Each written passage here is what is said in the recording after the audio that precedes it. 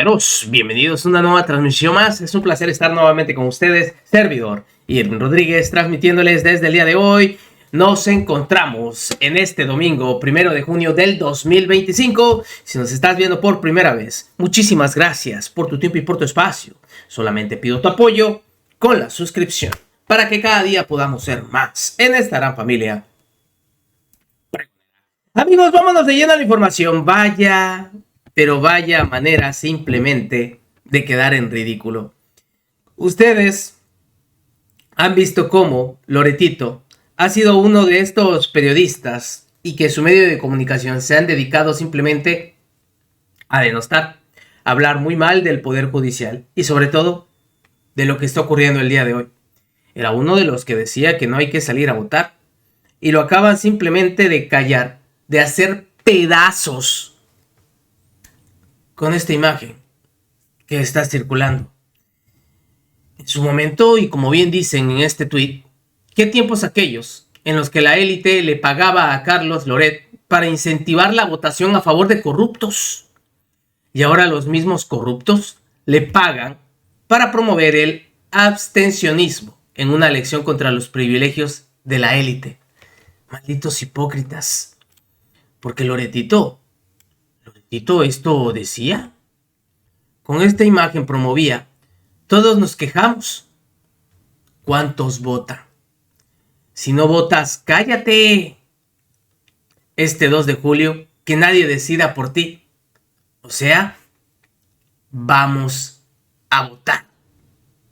Tu rock es votar. O sea, el señor incentivaba el hecho de salir a votar. ¿Y qué pasó con estas imágenes, Loretito?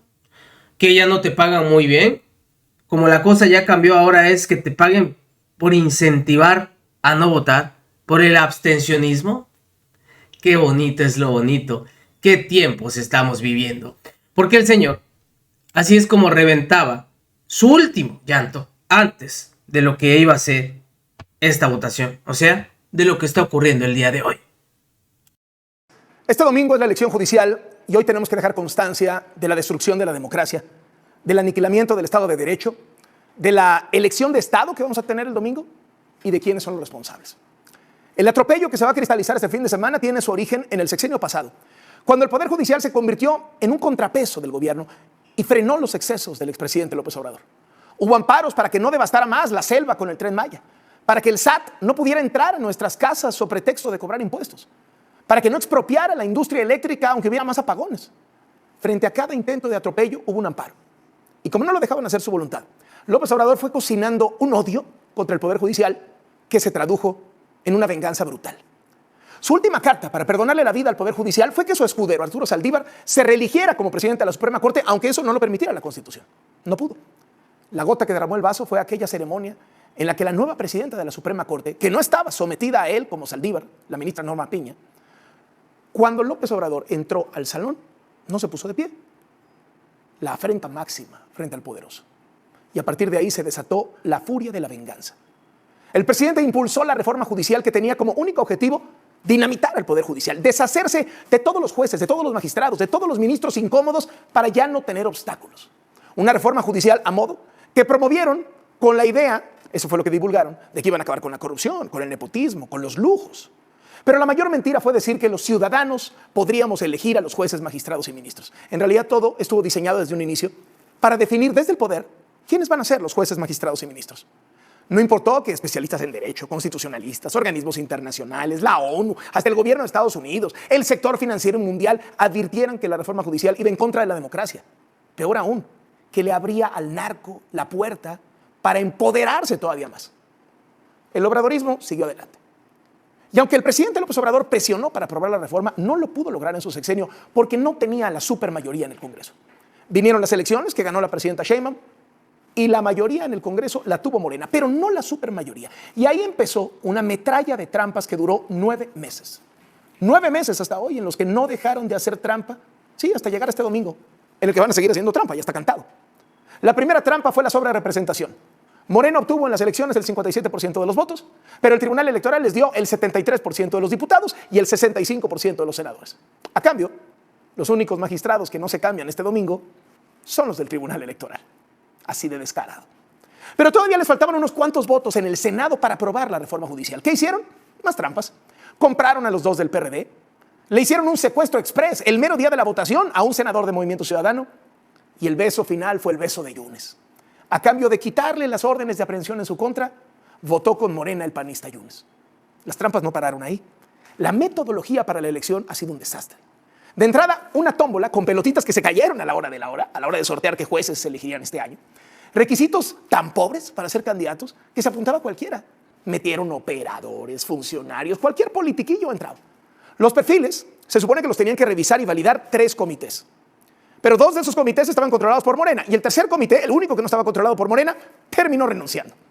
Para cuando llegó la siguiente tómbola, según esto, para que por sorteo se definieran los candidatos, en realidad ya todo estaba arreglado. Los 2 comités morenistas decidieron qué nombres entraban a la tómbola. Ya daba igual quién saliera sorteado. Pero aún así, siguieron las trampas. Hubo candidatos que salieron sorteados, pero sus nombres no llegaron a las boletas. Y lo increíble, el Tribunal Electoral Federal aceptó que hubo trampa, pero que ya no se podía hacer nada. Metieron a personas con antecedentes penales, metieron a exconvictos, metieron a abogados de narcos como candidatos al Poder Judicial. Ha sido un escándalo internacional. Siguieron las trampas. Se van a instalar la mitad de las casillas que de costumbre. Los votos no los van a contar los funcionarios de casilla en las casillas. Los resultados no se van a publicar en las casillas. No va a haber PREP. No van a haber resultados esa noche como usualmente. Y dado que las boletas electorales se hicieron tan complejas que nadie sabe cómo votar, el gobierno empezó el reparto masivo de acordeones para que la gente vote como el gobierno diga. ¿Cuál es el resultado? Que los que van a quedar van a ser jueces de Morena, magistrados de Morena y ministros de Morena. Los grupos de poder dentro de Morena se repartieron como botín el poder judicial.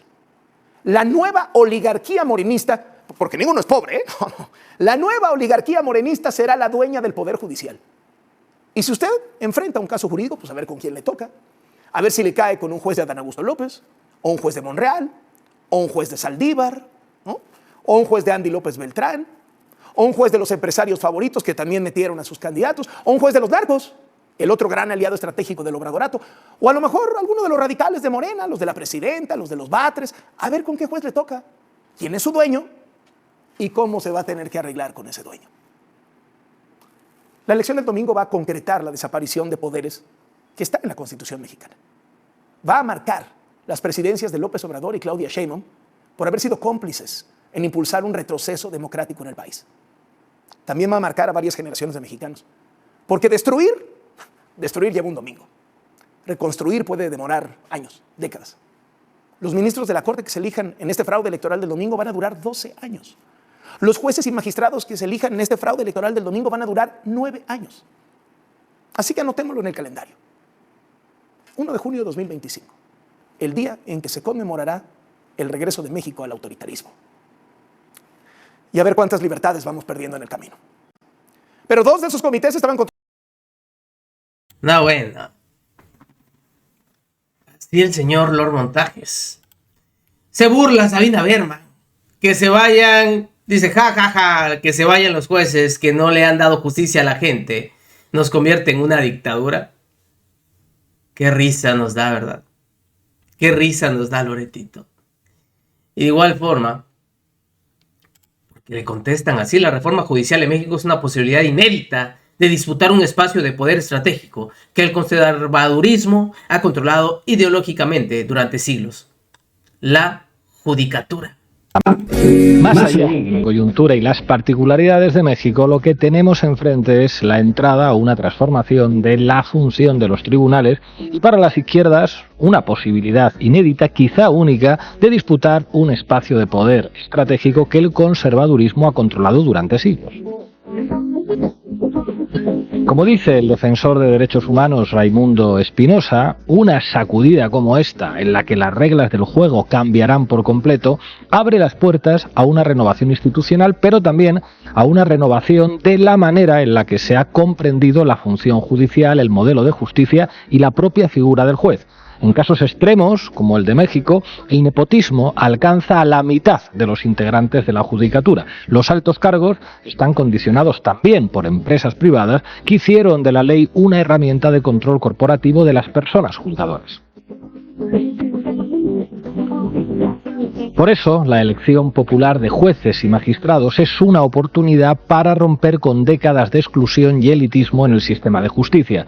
Pero su éxito dependerá de nuestra capacidad para cambiar no solo las estructuras institucionales, sino también las mentalidades de quienes hoy se forman en las facultades de Derecho. Esto lo dice el filósofo Gerardo de la Fuente.